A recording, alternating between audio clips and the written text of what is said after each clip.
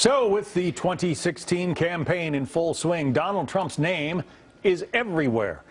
One firm estimates he got $400 million worth of free media coverage last month alone. Earned media, it's called. Media that the candidate doesn't have to pay for.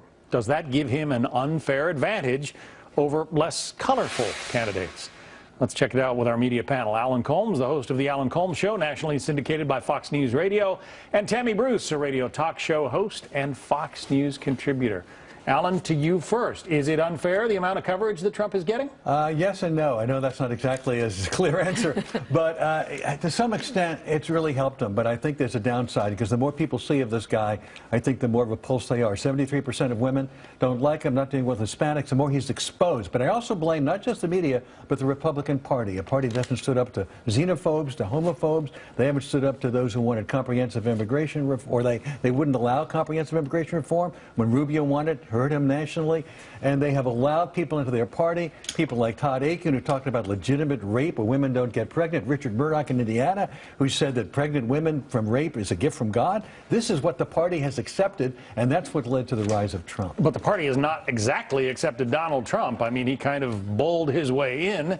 And he may win the nomination. Look, people are also mistaking seeing someone as indicating that they're ahead. He clearly is not. In any state that he's won, he hasn't even won a majority in.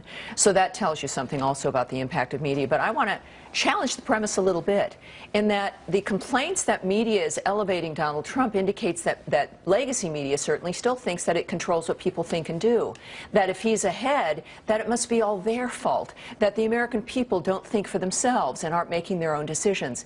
I think what they're also realizing is that because the media has been negative, is that Donald Trump still at least stays steady. He doesn't go down. It means that perhaps the media, with all their negative coverage, aren't the puppet masters. And just look at the Democrats.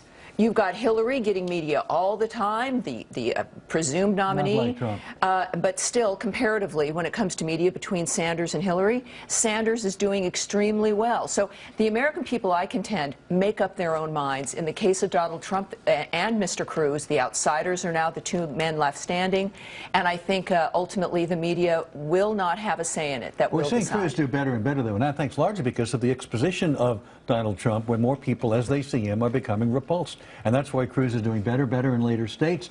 They're neck and neck in some of the upcoming the candidate pool is shrinking as well. I mean, it was just a couple of weeks ago that Marco Rubio dropped out. So as the pool shrinks, you would expect. But they're not running away from another contender, and Cruz maybe have a path to the nominee. I don't think Cruz, I've said this before, I don't think Trump's going to be the nominee. But look, and we forget that we watch the national news. All of us have seen the same news effectively. But when you're in these individual states and you've got a primary coming up, you're getting deluged. You might see Trump all the time. You're getting deluged with ads from other PACs and from the other campaigns. So let's remember that there is the average voter in a state is getting hit with a lot of media.